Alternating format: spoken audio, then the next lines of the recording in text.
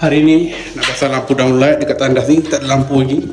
Cuma ada point je, dah tanda situ. So nak tebuk ceiling ni. Ini lampu kita nak pakai hari ni. So kita pakai kotak.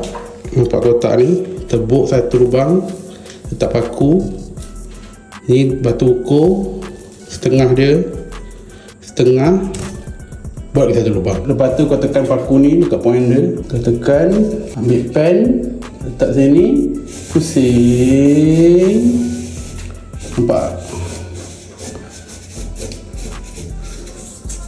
Dah dapat, nampak? Lepas tu kena ada gaji ni. Senang je, kau tebuk seluruh.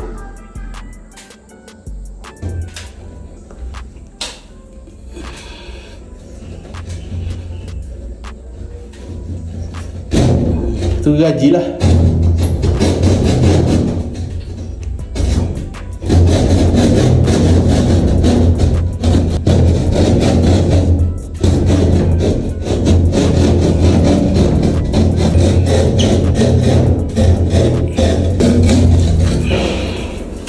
Dah settle.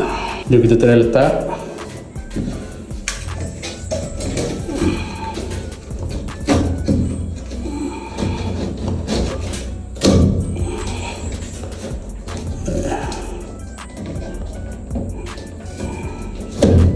Nampak cantik terletak cun kan?